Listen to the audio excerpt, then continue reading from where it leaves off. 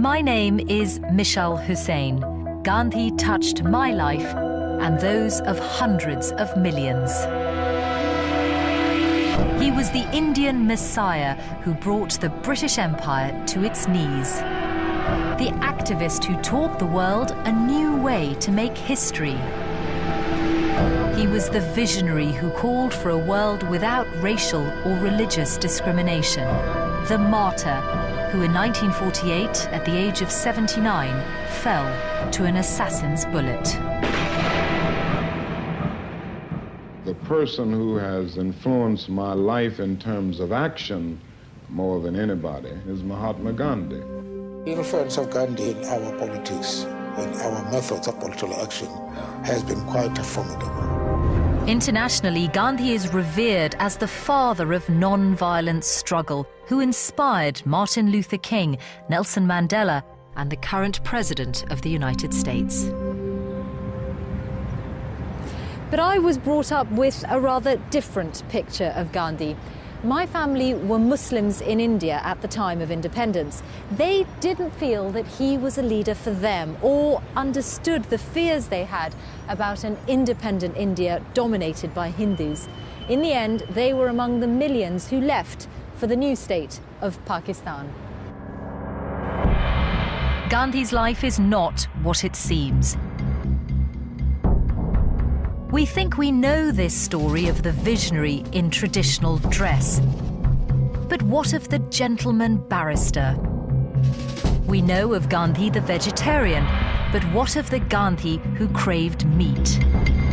We know the pacifist, but what of the Gandhi who put his faith in jihad? We know the holy man, but what of the Gandhi accused of racism and cruelty to his own family? I want to discover for myself the real Gandhi, the man behind the Mahatma, the human being behind the contradictions. This is a man who, in the final years of his life, said that people weren't listening to him anymore, preferring to just take his picture instead. I'd like to find out more about what he was saying and whether we should be listening to him today.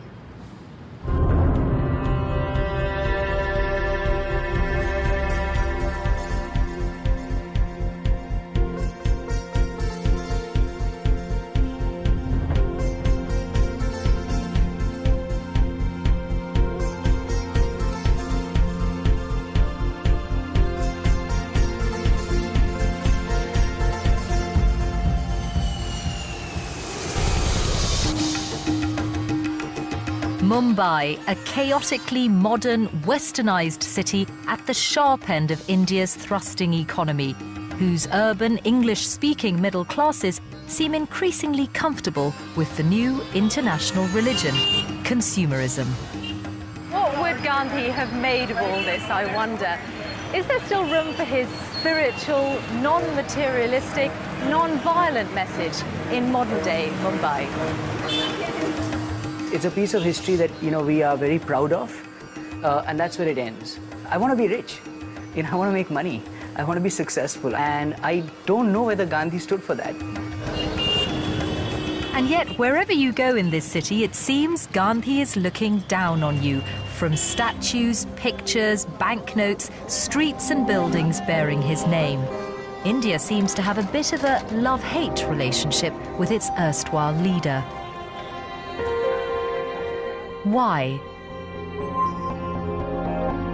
To find out about the Indian prophet who preached truth and non-violence, I'm heading northwest to Porbandar in the state of Gujarat, where Mohandas Karamchand Gandhi was born on October the 2nd, 1869.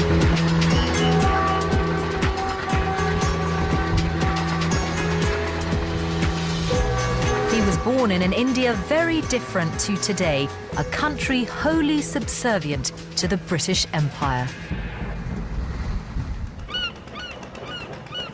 And the thriving fishing port of Porbandar was no exception.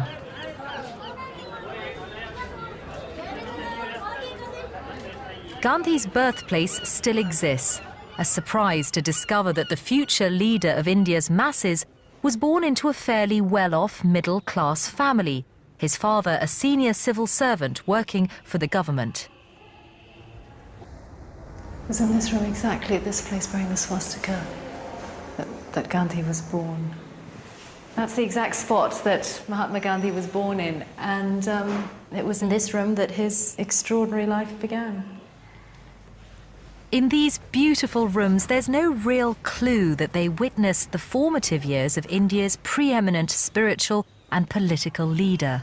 It's only when you step into the courtyard of the rather overblown adjoining Gandhi Memorial that the importance of these early years is pulled into sharper focus, specifically in the two words engraved in the marble beneath his portrait. They are ahimsa, which means non-violence, and satya, which means truth. Ahimsa underpins Hinduism's vegetarian philosophy, as in non-violence towards animals. But it's also central to another Indian faith, Jainism. The Jain monks he would have seen on the streets of Porbandar wore masks over their faces to avoid inhaling and harming even the tiniest creature. I met up with a local Jain monk who told me that his commitment to non-violence is based on the right of all beings to exist equally. And the commitment even extends to the equal rights of all religions. तुम्हारा खून में मेरा खून में कहीं फर्क है? ये हिंदू का खून है, ये मुसलमान का खून है, ईसाई का खून है, ऐसा खून है खून. It was Gandhi's mother, herself drawn to Jainism, who first exposed her son to the idea of non-violence as the road to spiritual and social equality. Satya, or truth, is another Gandhian principle, a seed also planted in his early years. Gandhi himself records seeing a travelling production of Harish Chandra, the story of the truthful king who refuses to deviate from the path of truth. But he pays a heavy price. He has to leave his kingdom and his palaces. Worse still, he loses his wife and son. For his steadfastness, the gods offer the king a place in heaven with his family and all his subjects. Hey